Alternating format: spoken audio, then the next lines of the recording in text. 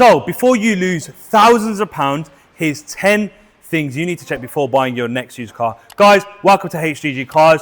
We have sold thousands of cars, and today we're going to give you 10 top tips when buying your next used car. So tip number 1, check who you're buying the car from. So if it is a private seller, ask them why they're selling the car and what's the story behind the car sale. Does the sale make sense? Does it sound a bit iffy? Is the car off Facebook, for example? Do they have a story that they back up?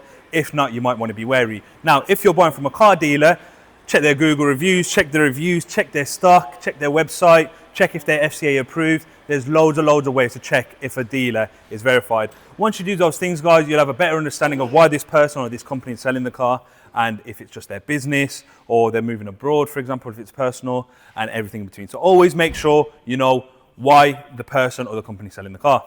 Another thing to add to this point, guys, is make sure the V5 is in the private seller's name. When buying from a private sale, you don't really get a warranty. Consumer rights do not work. So when you do so, make sure the V5 is in their name. You see them at their house or on their driveway, and obviously have a conversation with the person. If you feel like there's something a little bit dodgy going on, there's like loads of people, there's something wrong with the car, you know, you can kind of tell, you know, it's natural human instinct. Now, like I said, if you're buying from a car dealer, don't worry if the logbook's not in their name. That's their job. They buy cars from other people, from auctions, bring them in and then sell them on. So yeah, just be wary when you're doing that, guys. So that's number 1. Right, number 2, this is a really important one.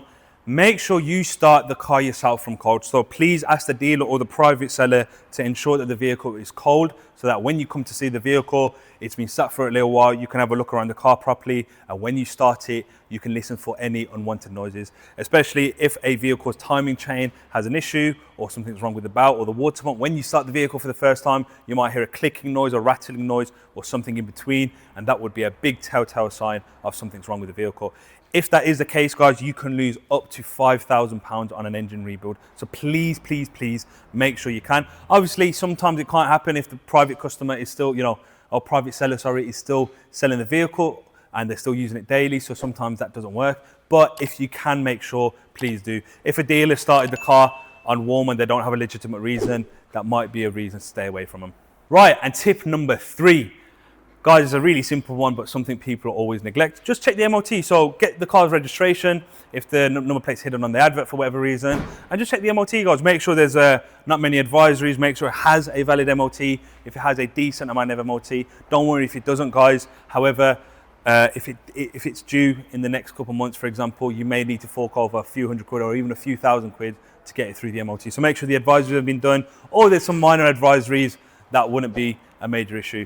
So yeah, it's a very simple one, guys, but a lot of people do forget it. So always remember, check the MOT in the car, guys, and make sure it is up to your standards.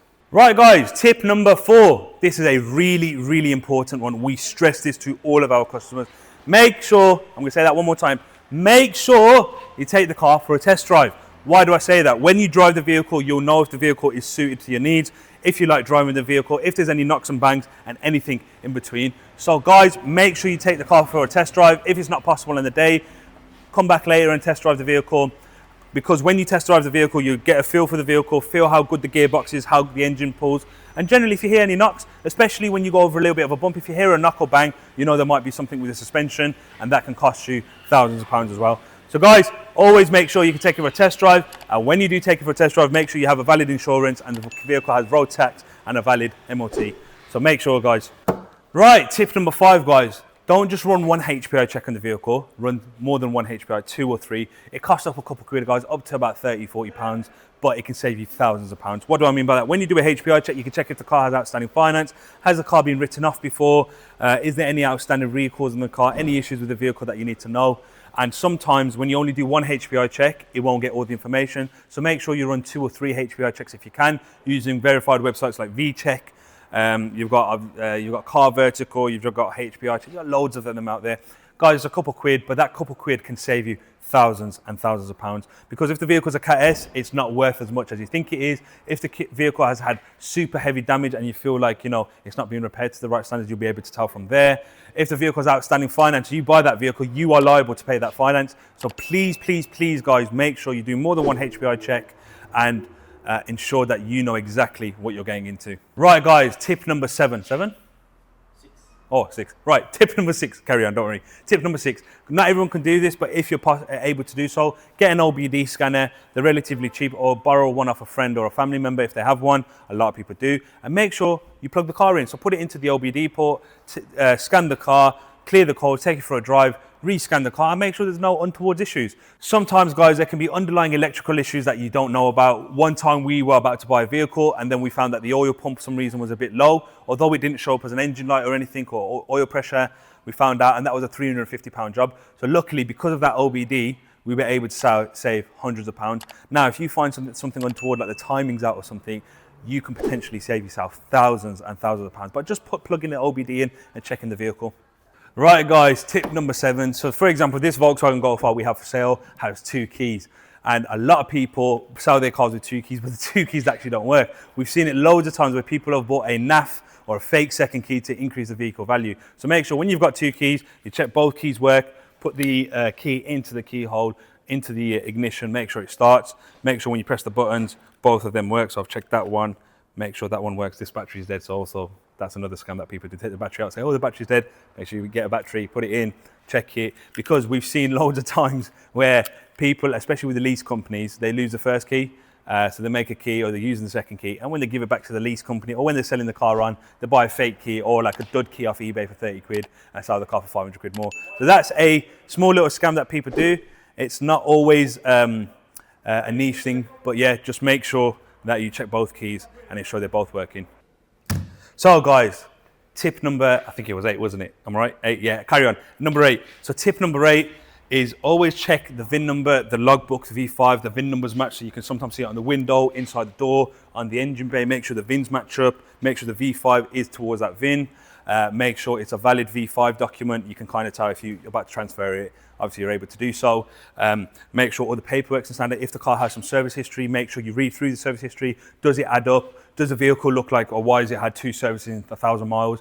That could allude to the service history being fake. And there's many more reasons. So make sure the paperwork's in order, the logbook's there, the VIN numbers match with the logbook, the rest of the VIN numbers match with the car, the number plate on the HPI matches, and everything in between. We've had it where customers unfortunately bought a stolen car. There was a VIN sticker that was put on the side, a fake sticker. However, if they checked underneath the engine bay, they would have found out that the VINs don't match and the vehicle was stolen. So you can save yourself 10 to 20,000 pounds, guys, just by checking the VIN numbers. Right, and tip number 10, this is the final one. Guys, trust your gut instinct. So if you go somewhere and the seller isn't answering proper questions, isn't answering simple questions, refuses a test drive, refuses to allow you to do any of the tips and tricks we showed you today, and you feel a bit off, walk away. You're the customer, you've got the money, you've got the power. There's loads of cars out here. I'm not the only one selling this Prius. I'm not the only one selling that S63 over there. There's loads of cars out there for you guys. So don't rush into a decision. Make sure the car's right for you. Make sure you don't get rushed by the seller. If you have a bad gut feeling, let them know that actually, no, I don't feel comfortable. And if you can't say that, just walk away, guys. You are not obliged to buy a vehicle from anyone. Don't feel pushed. Don't feel bad that you've come to see a private seller and they've given you a possibly fake, sad story about why they need the car sold and the money. So guys, make sure you follow your gut instincts. Ensure that if you ask any questions, they're able to answer. And go with your gut feeling. If you feel like they're saying something untoward or you feel something's off, just walk away. You might be wrong, but what you do when you walk away, and you have a couple of days to think about it, you might realize, oh, actually, no, hold on, I was just being a bit silly. If the car's available, go buy it. And if you walk away and you realize, hold on a minute, something didn't make sense and it didn't add up, and you've walked away, you've done the right thing. So guys, this is a really important one. Trust your gut feeling. If you don't feel comfortable, just walk away. It's not that deep, it's only a car. Your safety is more important, your hard-earned money is more important, and there's loads of scams out there. So guys, at HDG Cars, we try our absolute best to make sure that you feel comfortable here. We have a personal touch. I am one of the owners here, so you get to speak to me directly. We don't work on a commission basis. We work with vehicles, and these tips and tricks are here for you just to ensure that when you buy your next vehicle, that you do it the correct way. Again, guys, hdgcars.com. These YouTube videos are to not only spread awareness, but also improve our brand and spread our brand everywhere. So if you do like the video, just drop a like, give us a subscribe. We've got a TikTok channel with almost 30,000 followers, so you're more than welcome to see us there. We've got daily updates on the website. So guys, like, subscribe. A big shout out to our boy Osama for helping us out with the YouTube videos as always. And inshallah, we'll see you in the next one. Thank you very much, guys. hdgcars.com. See you in the next one.